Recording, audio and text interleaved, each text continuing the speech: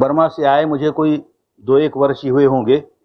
उस समय की एक बात, एक बुढ़िया माई आई शिविर में और बहुत मन लगा के काम किया, खूब मन लगा के काम किया। पहले शिविर में बहुत कुछ प्राप्त हो गया, बड़ी प्रसन्न होकर गई और घर जाकर भी बराबर सुबह शाम अपना अभ्यास करती रही। फिर उसी नगर में दूसरा शिविर लगा तो आई, कहते हैं कि मुझे बहुत लाभ हुआ, शारीरिक रोग कई निकल गए, मानसिक व्याकुलता थी वो निकल गई, मन में बड़ी शांति आने लगी। ये रास्ता हमारे बहुत काम का और इसको मजबूत करने के लिए फिर आई हूं। लेकिन एक भय मन में बार बार होता है, एक शंका बार बार मन में होती है। हमने कहा माई क्या शंका है, धर्म के रास्ते को शंका नहीं रखनी चाहिए, पूछ क्या है। तो कहती है कि ये तो ज्ञान का मार्ग है और मैं तो बचपन से भक्ति मार्ग में रही, हमारा सारा परिवार भक्ति मार्ग में है, तो इस मार्ग पर चलते चलते हमारी तो भक्ति छूट जाएगी, इसका डर लगता है। अरे हमने कहा नहीं रे, तेरी भक्ति ज्यादा पुष्ट हो जाएगी, छूटेगी नहीं, सही तरीके की भक्ति हो जाएगी और बड़ी बलवान हो जाएगी। अब तेरी भक्ति कैसी है मैं नहीं जानता, भक्ति और ज्ञान और कर्म ये तीनों जब तक नहीं मिलते हैं तब तक धर्म पूर्ण नहीं होता, और विपश्यना में तीनों मिल जाते हैं। खूब श्रद्धा है, खूब ज्ञान है, बिना ज्ञान वाली श्रद्धा नहीं है और काम कर रहे हैं। अब अंदर का काम कर रहे हैं, बाहर का भी काम करेंगे इसी तरह समता के साथ। तीनों मिल गए, तीनों मिल करके धर्म की परिपूर्णता हुई। तो तू किस श्रद्धा से घबराती है, किस भक्ति के छूट जाने से घबराती है? तो पूछ लिया हमने कि तुझे किसी देवी पर, देवता पर श्रद्धा है? तो कहती हैं हमारा कुल देव जो है, कुल देवता पर श्रद्धा है। अच्छी बात। तो कभी कभी घर में ऐसा नहीं होता कि कोई बच्चा बीमार हो जाए और तू उस कुल देवता की मनौती मनाए कि हे कुल देवता मेरे बच्चे को ठीक कर दे तो तुझे 5 रुपये का प्रसाद चढ़ाऊंगी? ऐसा नहीं करती क्या? ऐसे तो रोज होता हमारे यहाँ। जब भी कोई बीमार होता है या कोई संकट आता है तो हे देवता आपको 5 रुपये का प्रसाद चढ़ाएंगे, इस बच्चे को ठीक कर दे। तो समझ भाई, तुझको अपने देवता पर 5 रुपये का इतबार नहीं है, 5 रुपये का विश्वास नहीं है। पहले करके दे काम, मेरे बच्चे को ठीक करके दे तब चढ़ाऊंगी। नहीं चढ़ाती नहीं तो अरे बनिए वाली भक्ति हुई ना, पहले दे और फिर ले। कैसी भक्ति हुई तुम्हारी? किसको भक्ति कह रहे हैं? बिल्कुल भूल गए, भक्ति की बात ही सारी भूल गए, कहां उलझ गए। भक्ति बहुत जरूरी है पर समझदारी के साथ हो, गुणों को याद करें। गुणों को याद नहीं करें और खाली प्रशंसा करके और ताली पीट के समझें कि वो देवी खुश हो जाएगी, वो देवता खुश हो जाएगा। अरे जिस देवी को हम अपनी उपास्य देवी मानते हैं उसे जगत जननी मानते हैं ना। जिस ईश्वर को अपना उपास्य मानते हैं तो वो जगत पिता मानते हैं ना। तो माँ है, पिता है, माँ पिता कैसे खुश होते हैं? माता पिता में कोई बहुत अच्छा गुण हो और उसकी संतान वो गुण ग्रहण करना शुरू कर दे, वो भी वैसी गुणवान बने, तो माता पिता की छाती चौड़ी होते, देख मेरा बच्चा मुझसे भी आगे निकल गया, कितना अच्छा है, देख कितना अच्छा है। कोई गुरु किसी को सिखाता है और जो सिखाता है वो सीखने वाला शिष्य उससे भी आगे निकल जाए, गुरु इतना खुश होता है, देख मैंने सिखाया और ये देख कितना पक गया। अरे तो तू अपनी देवी को, देवता को कैसे खुश करेगी? उसके गुण तेरे भीतर नहीं आ रहे हैं तो कैसे खुश करेगी? तो एक उदाहरण से समझें कि मेरा लड़का, मैं उसे कहूं देख ये काम तुझे करने हैं, ये काम तेरे लिए कल्याणकारी हैं। एक नहीं सुने हमारी, हम कहें पूरब की ओर जाए तो वो पश्चिम की ओर जाएगा, एक बात नहीं सुने हमारी, उल्टा ही उल्टा काम करे। पर सुबह सुबह आके बैठ जाए और हाथ जोड़ के बापू जी थारो कमल जिसो मुंह थारी कमल जिसी आंख्या, मारू चांटा उठा के मूर्ख कहेंगे क्या टेंट लगाई रे? मैं जो कहता हूं तेरे कल्याण की बात तो करे नहीं, और बापू की प्रशंसा करके उससे खुश करके ये ले लूंगा, उससे ये मांग लूंगा। अरे भाई यही हमने भक्ति को बना लिया ना, क्या हालत कर ली।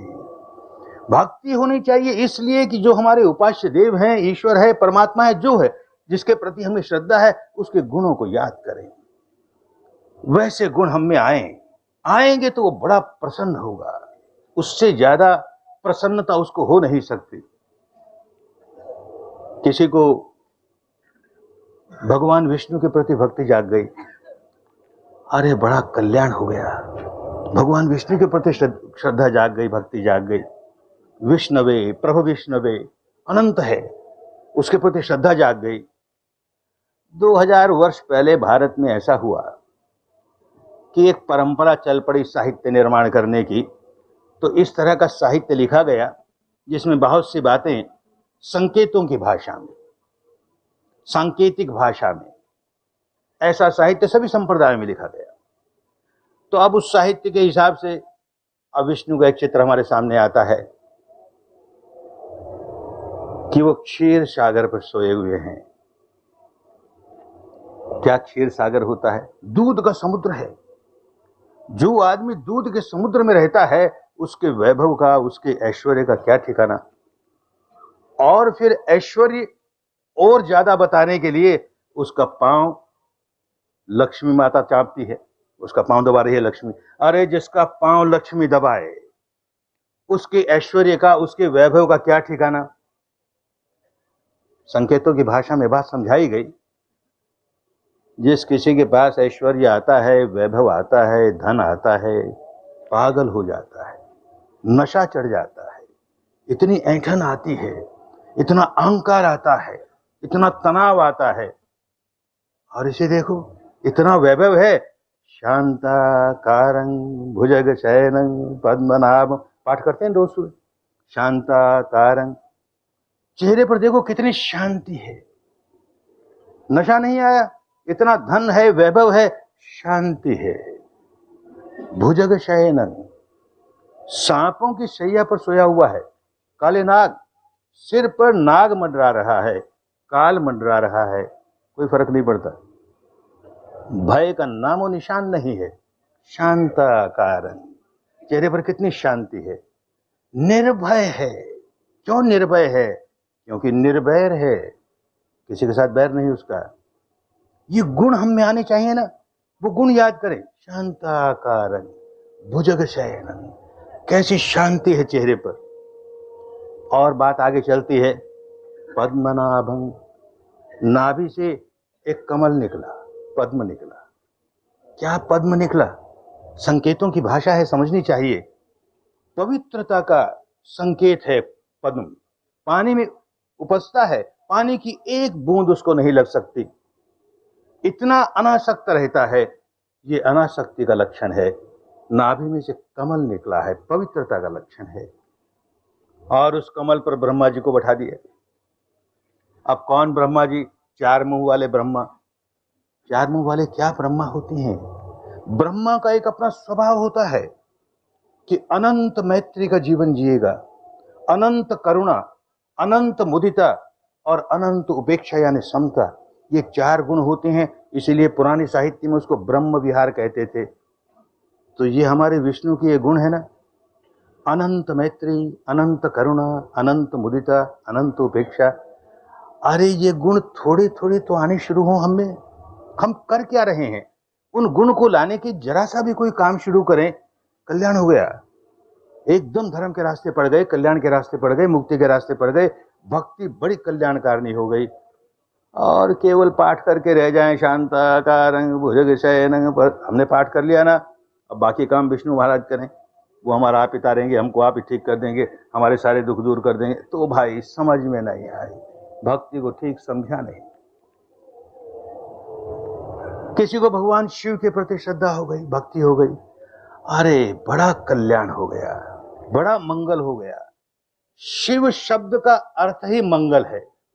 शिव का मतलब मंगल, मंगल के प्रति हमारी श्रद्धा हो गई। देखा होगा शिव का कोई चित्र, देखा होगा कोई मूर्त देखी होगी, चेहरे पर कितनी शांति है, कितनी कांति है, कितनी चमक है, कैसे ध्यानावस्थित बैठे हैं।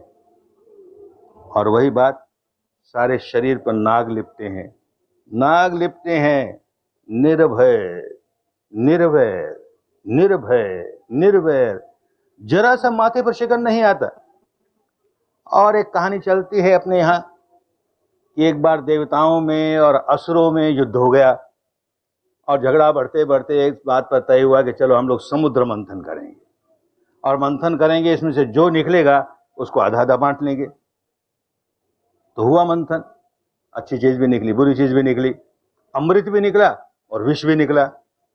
अब अमृत तो सब लेना चाहें, चाहे असुर हो चाहे देव हो, सब कहें अमृत हम पिएंगे। अब विष कौन पिए? तो ये हमारे शिव जी महाराज ये कहते ला, कोई नहीं पीना चाहता ना, मैं पी लेता हूं। तो नीलकंठ, कंठ नीला हो गया, इतना हलाहल विष पी गया, कंठ नीला हो गया, माथे पर शिकन नहीं आई, शांति में कोई फर्क नहीं पड़ा। इतना हलाहल विष पी ले तो माथा गर्म हो जाए, नहीं गर्म है बिल्कुल। तो बताया माथे पर चंद्रमा है, प्रतीक है भाई, संकेत है, समझे, शीतल है, माथा बड़ा शीतल, जहर पिया है, माथा बड़ा शीतल है। और शीतलता का एक लक्षण और बताया, सिर में से गंगा निकलती है, शीतल गंगा निकलती है। अभी तो साधना शुरू करते हुए 7 ही दिन हुए हैं ना, किसी को आज, किसी को कल, किसी को परसों देखेंगे सारे शरीर में ये हर हर हर गंगा बहेगी, सारे शरीर में धर्म की गंगा बहने लगती है। इतनी शांति मालूम होती है, इतना सुख मालूम होता है। अरे वैसा कुछ करें तो शिव जी के भक्त ठीक हुए, वैसा कुछ करें नहीं। वो ध्यान करने वाले हैं, हम ध्यान करें नहीं। वो भीतर इतनी शांति रखते हैं, हम शांति का कोई काम करें नहीं और केवल खुश कर लें, उनको प्रसन्न कर लें, प्रार्थना करके, नमस्कार करके, उनकी प्रशंसा करके। तो भाई बात ठीक नहीं बनी, हम समझे नहीं, भक्ति को समझे नहीं। वो गुण जीवन में आने शुरू हो गए, भक्ति बड़ी कल्याणकारिणी हो गई। किसी को भगवान श्री राम के प्रति श्रद्धा जागी, भक्ति जागी, बड़े कल्याण की बात हुई। भगवान श्री राम के प्रति श्रद्धा जागी, क्या गुण उसके, गुणों को देखें। अभी उसको राज मिलने वाला है और यकायक बाप ने अपना मन बदल लिया किसी भी कारण से, नहीं तुझे राज नहीं मिलेगा, तुझे वनवास, 14 बरस तक वनवास में रहना पड़ेगा, तेरे छोटे भाई को राज मिलेगा। जरा सी माथे पर शिकन नहीं आई। अरे आज का कोई नेता होता तो सारी प्रजा हमारे साथ है, बाप धरा रहे एक और, राज पर हमारा हक है, हम आंदोलन करेंगे, हम लेके छोड़ेंगे, कौन भरत आया, उसका हक कैसे हुआ। राजीव लोचन राम चले, तज बाप को राज बटाऊ की नाई। और राजीव लोचन राम चले, तज बाप को राज बटाऊ की नाई। मेरा राज नहीं है, बाप का राज है, वो चाहे जिसको दे। तो बटाऊ की तरह चले गए, जैसे घर में कोई मेहमान आया था, कुछ दिन रहा, हमारा तो है नहीं भाई, छोड़ के चले गए। अरे ऐसा त्याग, कुछ तो सीखे, थोड़ा सा त्याग हमारे जीवन में भी आए, थोड़ी सी पितृभक्ति हमारे जीवन में भी आए। और फिर क्या होता है, चले गए वनवास। छोटे भाई को पता लगा ये तो बड़ी गलत बात हुई, राज्य तो उनका, और हम कैसे भोगेंगे इस राज को। जाता है पीछे पीछे, अब उस भाई से जाके मिलता है। अब दोनों भाई, भाइयों में झगड़ा होता ही है, पहले भी होता आया, अब भी होता है, भाई भाई खूब झगड़ते हैं, दोनों भाई झगड़ रहे हैं। दुनिया में तो भाई झगड़ते हैं कि ये धन मेरा, ये धन मेरा, ये धन मेरा, और ये दो भाई झगड़ रहे हैं, ये धन तेरा, ये धन तेरा, ये राज तेरा, ये वैभव तेरा, मैं वनवास में रहूंगा, तू राज भोग। वो कहता मैं वनवास में रहूंगा, तू राज भोग। अरे मनुष्य जाति के इतिहास में ऐसा कोई दूसरा प्रमाण नहीं है, ऐसी घटना मनुष्य जाति के इतिहास में नहीं हुई। लड़ेंगे आपस में, कहां त्याग राम जैसा, वो जीवन में आए ना। दो भाई हैं, सगे भाई हैं, खूब लड़ते हैं, सिविल केस चल रहे हैं कोर्ट में, क्रिमिनल केस चल रहे हैं कोर्ट में, एक दूसरे के जान के ग्राहक हैं। किस बात पर कि अपना बंटवारा हुआ ना, उसमें थोड़ी सी मेरी जमीन तुम्हारी ओर चली गई, बंटवारा हुआ ना, उसमें थोड़ा सा धन हमारा चला गया तुम्हारी ओर। लड़ रहे हैं दोनों, और दोनों अपने को राम भगत मानते हैं, खूब राम की भक्ति करते हैं, सुबह सुबह राम का पाठ करते हैं, राम का जाप करते हैं, हम बड़े राम भक्त हैं। अरे भाई कैसी भक्ति है रे ये, कहां उलझ गए हम, सोचना बंद कर दिया हमने। धर्म का सही स्वरूप क्या होता है ये बात ही भूल गए। राम के जो गुण है वो हमारे में आने शुरू हो जाए तो राम कितना प्रसन्न होगा हमसे। राम ने एक आदर्श खड़ा किया, हम उसके विपरीत जा रहे हैं और चाहते हैं कि राम हम पर खुश हो जाएगा। उलझ गए, बहुत उलझ गए। इसी तरह भगवान कृष्ण के प्रति किसी की श्रद्धा जाग जाए, बड़े कल्याण की बात हो। भगवान कृष्ण के प्रति श्रद्धा जागी, फिर पागलपन वही कि भूल गए करना क्या है। जो आदमी ये सिखा के जाता है कि उत्क्रामन्तं स्थितं वापि भुञ्जानं वा गुणान्वितं विमूढ़ा नानुपश्यन्ति पश्यन्ति ज्ञान चक्षुषः। अरे हम विमूढ़ नहीं रहे, भीतर का ज्ञान जागे, ज्ञान चक्षु जागे, विपश्यना करें और तब उसके बताए हुए रास्ते पर चले। ये अंदर का चित्त का प्रपंच किस प्रकार काम करता है, जाना, पहचाना, मूल्यांकन किया, संवेदना सुखद लगी, दुखद लगी, लगे भोगने की तो लगे गांठ बांधने। ये सारी बात जो समझाई वो तो करते नहीं। ये सारा काम करें तो उस अवस्था पर पहुंचे। अनपेक्ष शुचिर्दक्ष उदासीनो गतव्यथ सर्वारंभ परित्यागी यो मद भक्त समे प्रिय। यो मद भक्त समे प्रिय, मुझको ऐसा भक्त प्रिय है। ये भगवान कृष्ण कहते हैं अपने भक्तों को, ऐसा भक्त मुझे प्रिय है। कैसा भक्त कि विपश्यना करते करते उस अवस्था पर पहुंच जाए। अनपेक्ष है, कोई अपेक्षा नहीं रह गई, कोई तृष्णा नहीं रह गई, कोई कामना नहीं रह गई। अनपेक्ष है, शुचि, शुद्ध कर लिया, चित्त को निर्मल कर लिया। और दक्ष है, इस निर्मल करने के काम में दक्ष हो गया। मैल आए भी तो तुरंत साफ कर देगा, मैल आएगा तुरंत साफ कर देगा। उदासीनो पुरानी भाषा है, आज तो उदासीनो उदास होने को कहते हैं, उन दिनों उदासीनो माने समता में है, खूब समता में है। गतव्यथ है, उसके सारे दुख दूर हो गए, कोई व्यथा रही नहीं उसके पास, ऐसी अवस्था पर पहुंच गया। सर्वारंभ परित्यागी, कहीं आरंभ होने नहीं देता, सारा आरंभ छोड़ दिया। क्या आरंभ? चित्त धारा पर राग का आरंभ नहीं होने देगा, चित्त धारा पर द्वेष का आरंभ नहीं होने देगा। बहुत ऊंची अवस्था है ये धर्म की। यो मद भक्त समे प्रिय, मुझको ऐसा भक्त प्रिय है। बनते नहीं ना ऐसे, तो ऐसा तो करते नहीं ना।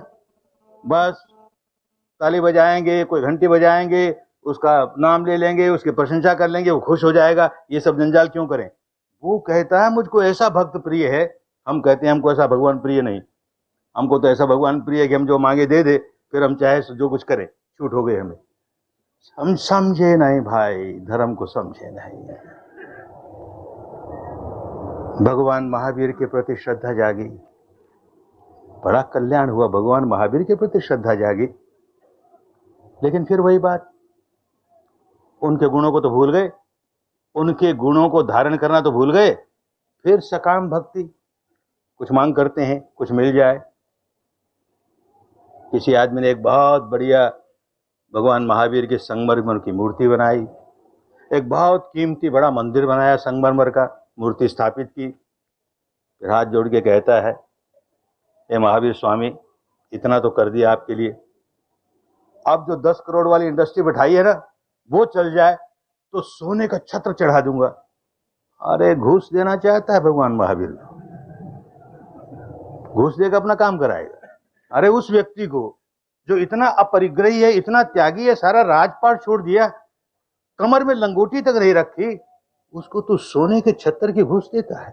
होश नहीं है, कहां चले गए, क्या करने लगे। वो कहता आयत चक्षु लोग विपस्सी। अरे अपने अंदर के चक्षु जगाओ, विपश्यना करो, विपस्सी बनो। वो सब करेंगे नहीं। वो अपरिग्रह का इतना बड़ा नमूना देता हमारे सामने, हम अपरिग्रह बनेंगे नहीं, वीतराग बनेंगे नहीं, वो सब काम नहीं करेंगे। बस हमारी मंशा पूरी हो जाए, आप किसी तरह से हमारी मंशा पूरी कर दे। भाई उलझ गए ना। और क्या उलझन होता है, धर्म के नाम पर बहुत उलझ गए। किसी को ईसा मसीह के प्रति श्रद्धा हुई, बड़े काम की बात हुई, बड़े कल्याण की बात हुई। ऐसा संतों में सिरताज, ऐसा संत, कोई सचमुच संत है या नहीं, इसको मापने का एक मापदंड है कि मृत्यु के समय उसके चित्त की क्या अवस्था है। अगर मृत्यु के समय उसका चित्त व्याकुल है, द्वेष में है, घृणा में है, क्रोध में है, भय में है, तो संतवंत नहीं है, अभी संत नहीं बना। इस व्यक्ति के चित्त की अवस्था क्या है मृत्यु के समय? जैसे सभी संतों के होता है, लोग पीछे पड़ जाते हैं, कुछ द्वेषी हो जाते हैं, दुश्मन हो जाते हैं, इसके भी पीछे पड़े तो टांग दिया सूली पर, हाथ में कीलें ठोक दी, पांव में कीलें ठोक दी, अब तड़प तड़प के मर। मृत्यु समीप है, कितना तड़प रहा है, कितना कष्ट है। मन में द्वेष का नामो निशान नहीं है, क्रोध का नामो निशान नहीं है, प्यार ही प्यार उमड़ता है, मैत्री उमड़ती है, करुणा उमड़ती है। और किन पर उमड़ती है? अपने भक्तों पर नहीं, किन पर उमड़ती है? उन लोगों पर जिन्होंने ये अवस्था बनाई है, ये हालत बनाई है। अरे वो बड़े नादान हैं, उन बेचारों को पता नहीं वो कर क्या रहे हैं। अरे उनको अपने किए का फल न भोगना पड़े रे, उनको अपने किए का फल न भोगना पड़े रे। कोई संत होगा ऐसा? संतों का सिरताज है। ऐसे के प्रति हमारे मन में श्रद्धा जाग जाए तो उसके जो गुण हैं, कितनी मैत्री है, कितनी करुणा है, कितना सेवा भाव है, वो थोड़ा थोड़ा तो आने लगे तो हम सचमुच ईसा मसीह के भक्त हुए। ने काहे के भक्त हुए? ऐसे ही किसी को पैगंबर मोहम्मद साहब के प्रति श्रद्धा जाग गई। अरे बड़ी अच्छी बात हुई, संत है ना, सत्पुरुष हैं, श्रद्धा जाग गई। फिर गुणों को याद नहीं करते, उनके गुणों को याद करें। कैसे कैसे व्यक्ति थे। एक घटना उनके जीवन की, सारे लोग तो उनकी बात मान नहीं रहे थे। बात शुरू की, कुछ लोगों ने माना, कुछ लोग तो इस्लाम को मानने लगे, कुछ लोग नहीं मानते हैं। उनके मन में द्वेष नहीं है। जो नहीं मानते हैं उनके प्रति जरा सा भी द्वेष नहीं है, जरा सा भी क्रोध नहीं है। जो मान रहे हैं उनको तो ज्यादा प्यार करेंगे, और जो नहीं मानते हैं उनको घृणा करेंगे। तो मोहम्मद साहब नहीं होते ना।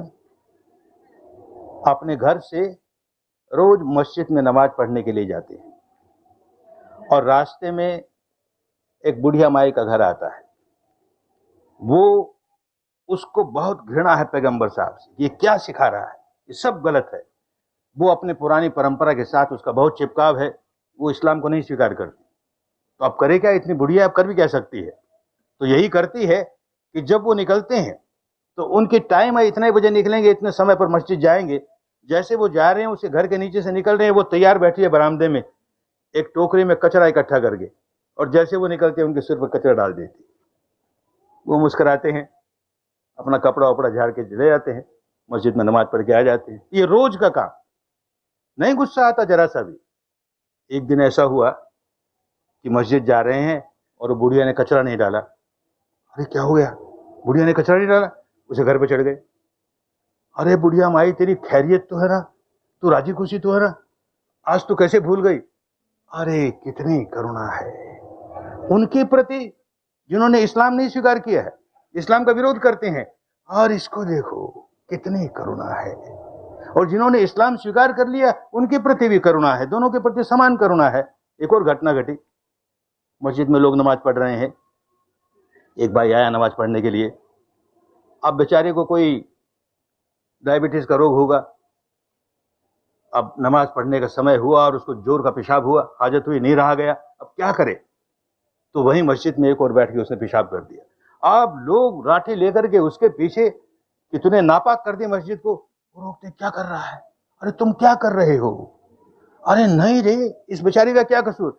बाल्टी लेकर के पानी खुद साफ करते हैं उसको। अरे जिसमें इतनी करुणा, हम अपने आप को उसका अनुयायी कहें, और हम में जरा सी भी करुणा नहीं, जरा सी सद्भावना नहीं, जरा सा परस्पर प्यार नहीं।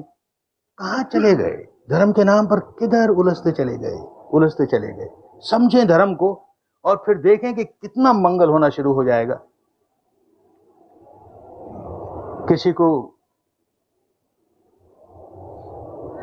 श्री सतगुरु नानक देव जी के प्रति श्रद्धा हो गई, अरे इतना कल्याण हुआ, इतना कल्याण हुआ, पर समझें तब कल्याण हुआ। वो श्रद्धा को, उस भक्ति को सही रास्ते डालें तो कल्याण हुआ। वो कहते हैं किम सचियारा होविए, हम सचियारा होने का काम ही नहीं करते। वो कहते हैं थापिया न जाई कि तन हुई, आपो आप निरंजन सोई, कुछ नहीं करते ना। उनको बताया वो क्या करते हैं, कहां उलझ गए। अरे उनको गुणों को याद करें। संतों में संत शिरोमणि, कोई सामान्य संत नहीं, अनेक जन्मों से संत होते आए, कोई एक जन्म में संत नहीं बन जाता, अनेक जन्मों से संत बनते आए, संत बनते आए। इस जन्म में छोटी अवस्था में ही संत हैं। बाप ने भेज दिया खेत पर कि देख चिड़िया खेत न खा जाए भाई, तो ये लाठी ये पत्थर रख और जो चिड़िया आए तो उसको उड़ा, मार उसको। चले गए। अब बैठे हैं खेत पर, चिड़िया आती है खेत खाने के लिए।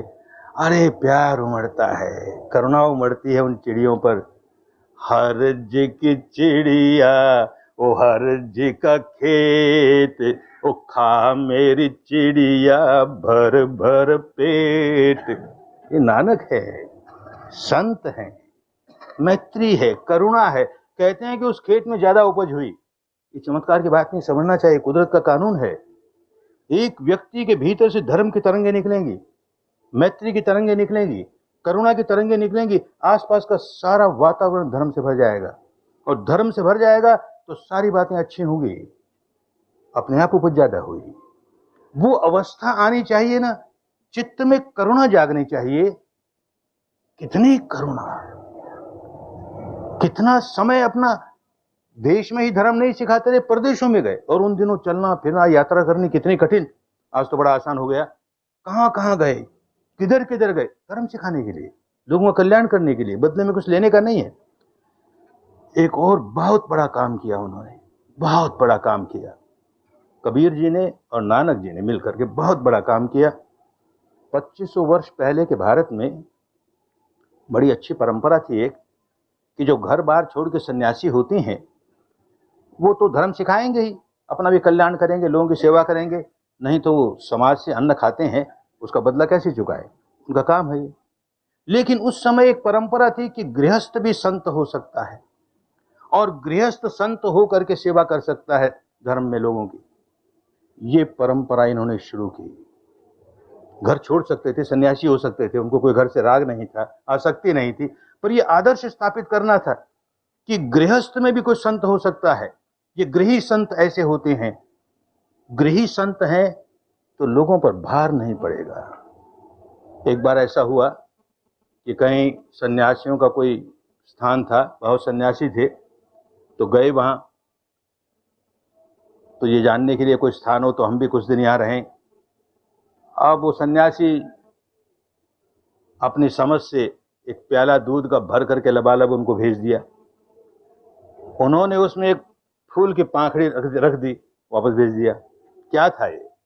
उन्होंने कहा हमारे पास जगह नहीं है, देखो ये प्याला बिल्कुल भरा हुआ है। भाई मैं भार नहीं बनूंगा तुम पर, ये फूल की पाखड़ी है ना, भार नहीं बनती। गृहस्थ है, किसी पर भार नहीं बनेगा, अपनी आजीविका का साधन उसके पास अपना होगा, समाज पर भार नहीं बनता। ये आदर्श कि गृही होकर के कैसे तो संत बन जाए और कैसे संत होकर के लोगों की सेवा कर सके, कितना बड़ा आदर्श खड़ा किया है। 10 के 10 गुरु, दशमेश गुरु तक सारे गृहस्थ हैं, तो भारत को एक बहुत अच्छा आदर्श दिया। हम नहीं कहते कि सन्यासी नहीं होना चाहिए, सन्यासी हो अपनी जगह, घर बार छोड़ करके सन्यासी होते हैं तो उनका त्याग है, हम उनको नमस्कार करते हैं, उनको अच्छा मानते हैं, लेकिन गृहस्थ भी तो होने चाहिए ना। गृहस्थ नहीं सुधरेंगे तो समाज कैसे सुधरेगा? सन्यासी, अच्छे सन्यासी अच्छे गृहस्थों में से तो निकलेंगे। गृहस्थ सारे गए गुजरे हों, कोई शील सदाचार नहीं हो, धर्म को जाने ही नहीं, और हम समझें कि उनमें से कोई अच्छे सन्यासी निकल आएंगे और हमको सुधार देंगे, नहीं होता भाई। गृहस्थों को सुधरना होता है। कितना बड़ा आदर्श दिया। तो इन सारे महापुरुषों के जो जो संत हुए, जो जो महापुरुष हुए, हम उनको ईश्वर कहें, परमात्मा कहें, चाहे जिस नाम से पुकारें, उनके गुणों को याद करें, क्या गुण हैं उनके, और उन गुणों को याद करके वैसे गुण हम में आ रहे हैं कि नहीं, आ रहे हैं कि नहीं, इसके लिए सजग रहें, कोशिश करें वो गुण हम में आए। ऐसे ही किसी को बुद्ध के प्रति श्रद्धा जाग गई, कल्याण की बात हुई, बुद्ध के प्रति श्रद्धा जाग गई, पर नहीं होश होता है तो क्या करते हैं, फिर श्रद्धा को बिगाड़ लेते हैं।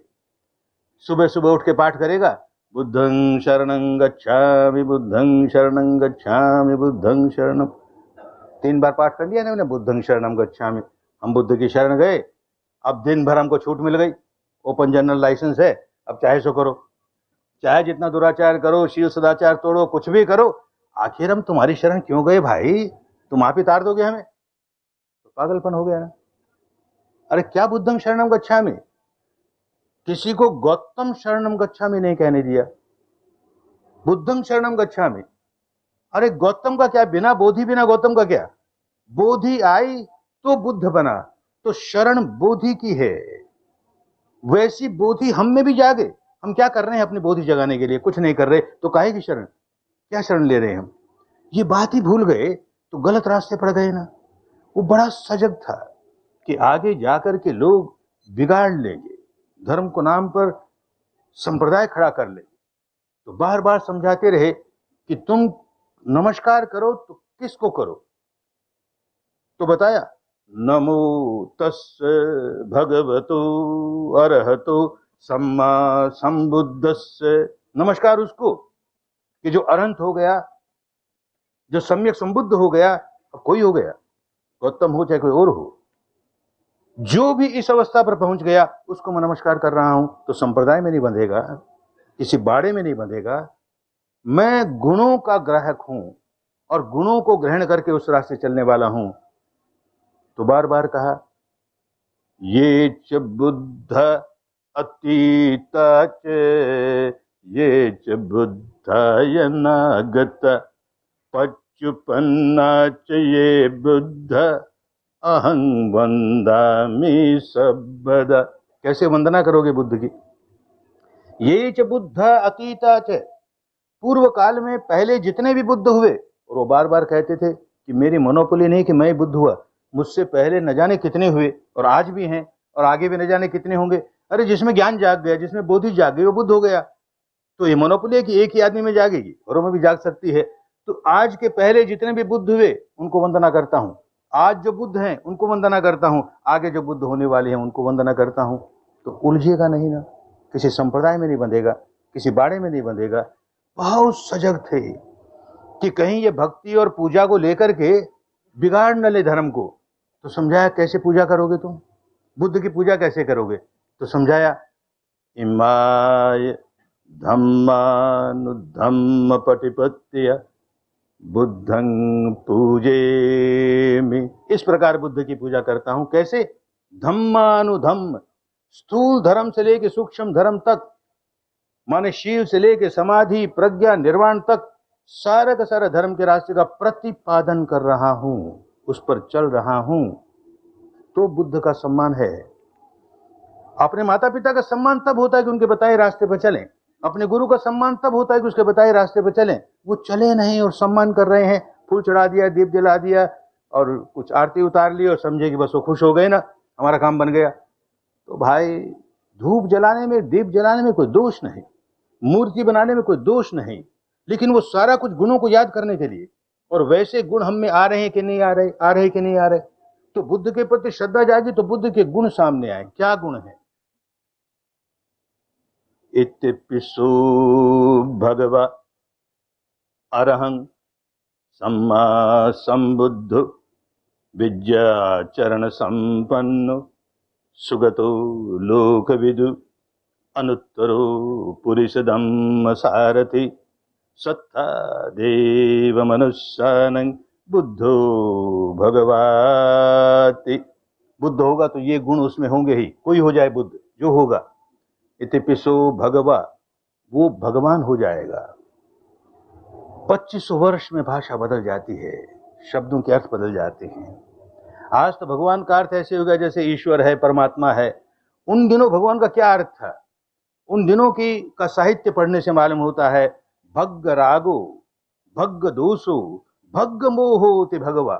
जिसका सारा राग भग्न हो गया, जिसका सारा द्वेष भग्न हो गया, जिसका सारा मोह भग्न हो गया, वो भगवान हो गया। वो मुक्ति के ऐश्वर्य का जीवन जीता है, वो भगवान है।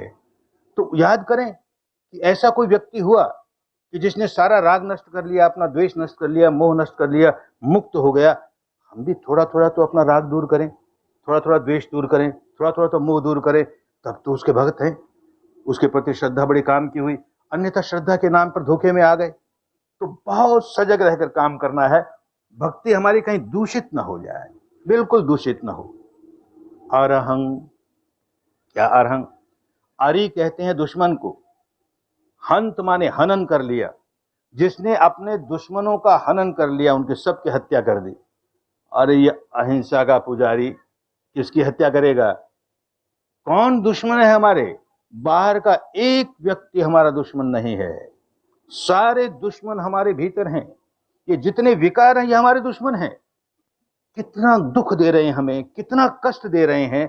इन दुश्मनों का हनन किया, इनकी हत्या की, इनको खत्म किया, तो अरहंत बना, मुक्त बना। सम्मा संबुद्धो, सम्यक रूप से संबुद्ध हो गया। संबुद्ध हो गया, स्वयं बुद्ध हो गया, स्वयं भू है, अपने आप बना है। अपने आप रास्ते पर चलते चलते चलते, किसी की कृपा से नहीं कोई बुद्ध होता, किसी की कृपा से कोई मुक्त नहीं होता। स्वयं मेहनत करनी पड़ती है, स्वयं धर्म के रास्ते चलना पड़ता है। तो सम्मा संबुद्धो, विद्या चरण संपन्नो, शील में, समाधि में, प्रज्ञा में, विद्या में, आचरण में, सब में संपन्न हो गया, परफेक्ट हो गया बिल्कुल। सुगतो, एक एक गति उसकी कितनी अच्छी है, चाहे शरीर का कर्म हो, चाहे वाणी का कर्म हो, चाहे मन का कर्म हो, सारा अच्छा ही अच्छा, अच्छा ही अच्छा। और जैसा बोलते हैं वैसा ही करते हैं, जैसा करते हैं वैसा बोलते हैं। कथनी और करने में अंतर नहीं। यथा वादी तथा कारी, यथा कारी तथा वादी, इसीलिए तथागत कहलाते हैं। कथनी और करने में कोई भेद नहीं। नहीं तो उपदेश खूब ऊंचे ऊंचे देंगे, अपने जीवन में उतर नहीं रहा। ऐसा नहीं होता। जो बुद्ध बनेगा तो उसकी कथनी और करनी एक जैसी होगी। जो उपदेश देगा वो अपने जीवन में उतारेगा तो ही उपदेश देगा। लोक विदु, सारे लोग को जान गया। इस अवस्था पर पहुंचा हुआ व्यक्ति सर्वज्ञ हो जाता है, उसके लिए कुछ अनजाना नहीं रहता। और लोक क्या है? अपने 3.5 हाथ की काया के भीतर सारे लोग समाये हुए। इसी में नरक लोक, इसी में पशु लोक, इसी में मनुष्य लोक, इसी में देव लोक, इसी में ब्रह्म लोक। ये साधना करते करते करते सबका अनुभव होगा, सारे लोगों का अनुभव भीतर होगा, और फिर जानकारी सारी बाहर की भी हो जाएगी। तो लोक विदु। और जो लोग गलत रास्ते पड़ गए उन सबको अनुत्तरो पुरुषदम सारथी, जैसे कोई ऐसा सारथी हो जो अपने बिगड़ेल घोड़ों को सही रास्ते पर ले आए। तो इस तरह लोग बिगड़ गए, उनको धर्म की सही बात भूल गए, धर्म को बिगाड़ लिया, धर्म के नाम पर कर्मकांड चलने लगे, धर्म के नाम पर दार्शनिक मान्यता चल पड़ी। तो धर्म के रास्ते लोगों को लगाने के लिए एक सारथी का काम किया। जैसे बिगड़े हुए घोड़ों को ठीक रास्ते चला दे, ऐसे बिगड़े हुए लोगों को ठीक रास्ते चलाने का काम किया। और यही करते रहे, बड़े प्यार से करते रहे, बड़ी करुणा से करते रहे। सत्ता देव मनुष्यानंद, शास्ता थे, माने शिक्षक थे, धर्म सिखाने वाले थे। बड़े प्यार से 35 वर्ष की अवस्था में ये व्यक्ति बुद्ध बनता है और 80 वर्ष की अवस्था में शरीर छोड़ता है। ये 45 वर्ष सारा समय लोक सेवा ही लोक सेवा, लोक सेवा ही लोक सेवा। अरे अपना कल्याण हो गया, मुक्त हो गया, अब बात नया जन्म आने वाला नहीं है, मुझे क्या जरूरत है? दुनिया अपने अपने कर्मों के मारे दुख पा रही है, हम कहीं हिमालय में जाकर के अपनी तपस्या करें, शांति से रहें? नहीं, सारा जीवन लोक कल्याण, सारा जीवन लोक कल्याण। रात को मुश्किल से कोई आधे पहर लेटते थे शरीर को आराम देने के लिए, बाकी सारा समय लोक सेवा, लोक सेवा। कितनी करुणा। उन्होंने ये घोषणा की अपनी मृत्यु के परिनिर्वाण के 3 महीने पहले। कहते हैं कि 3 महीने पूरे होने पर जो वैशाख पूर्णिमा आएगी, उस वैशाख पूर्णिमा के समाप्त होने पर मैं शरीर छोड़ूंगा। तो चलते चलते कुशीनगर के बाहर, नगर के बाहर किसी पेड़ के नीचे, आज पूर्णिमा की रात है, वो लेटे हैं। उनका सहायक आनंद उनकी सेवा पर है। सुबह होते होते ये अपना प्राण छोड़ेंगे। यकाएक उसके मन में आता है कि ये कुशीनगर में उनके इतने भक्त हैं, इतने अनुयायी हैं, इनको जब ये पता लगेगा कि भगवान हमारे नगर के इतने समीप आकर के इन्होंने प्राण छोड़ा, और ये आनंद, इसने हमको सूचना तक नहीं दी। ये सूचना दे देता तो हम जाकर के अंतिम नमस्कार कर लेते, उनका दर्शन कर लेते, उनसे कुछ सीख लेते, या कुछ उनसे मैत्री प्राप्त कर लेते, करुणा प्राप्त कर लेते। तो इसने सोचा कि मेरा धर्म है लोगों को खबर करूं। जाकर के नगर में बोली आया कि भगवान बहुत बीमार हैं और कल सुबह होते होते उनके प्राण छूटेंगे। तो लोगों की भीड़ आनी शुरू हुई, भीड़ पर भीड़ आ रही है। तो वो सबको कहता है कि बारी बारी से जाके नमस्कार करो और चले जाओ, नमस्कार करो और चले जाओ। इतनी बड़ी भीड़ कैसे संभाले। अब थोड़ा सा समय भी बाकी है, 5-10 मिनट में सूर्य उगेगा और ये अपना प्राण छोड़ेंगे। अब उस भीड़ में एक आदमी जो आगे है वो हिलता नहीं। वो कहता मैं केवल नमस्कार करने नहीं आया। अरे जैसा हमारा शरीर वैसा उनका शरीर, उसको नमस्कार करके क्या करेंगे। मैं तो उनके पास धर्म सीखने आया। इतनी बड़ी विद्या उस आदमी के पास है और वो चला जाएगा, तुम लोग पता नहीं वैसे सिखा पाओगे नहीं सिखा पाओगे, मुझे उनसे सीखनी है। अरे अभी उनका शरीर छोड़ने का समय, उनको कष्ट मत दो भाई, ये कोई समय नहीं है धर्म सीखने का। तुझको नमस्कार करना है तो कर, न कर तो दूसरों को जगह दे, बाकियों को आने दे। वो नहीं माने। ये जो उनकी बातचीत हो रही थी भगवान के कान में पड़ी। अरे कोई गंगा के पास आया, अपने प्यास बुझाने के लिए गंगा के पास आया, उसको रोक रहे हैं। तो एक चुल्लू पानी नहीं पी सकता गंगा का, बस गंगा को नमस्कार करके चला जा। तो गंगा में बाढ़ आती है, करुणा की बाढ़ आती है। अरे आनंद मत रोक रे इसे, ये बेचारा बहुत दुखियारा है रे, आने दे मेरे पास, मैं इसे धर्म सिखाऊंगा। प्राण छोड़ते छोड़ते भी किसी को धर्म सिखाते हैं। कितनी करुणा, कितनी करुणा। बदले में कुछ पाने के लिए नहीं कि मेरे नाम का एक संप्रदाय चल जाए और फिर लोग अपने को बौद्ध कहने लगे और फिर ऐसा मंदिर बनने लगे और ऐसे लोग हमको पूजने लगे। अरे ऐसा होता तो बुद्ध नहीं होता। लोक कल्याण, कैसे लोगों का भला हो, कैसे लोगों को सही रास्ता मिल जाए, कैसे मुक्ति का रास्ता मिल जाए, इस करुणा के साथ सारा जीवन काम किया।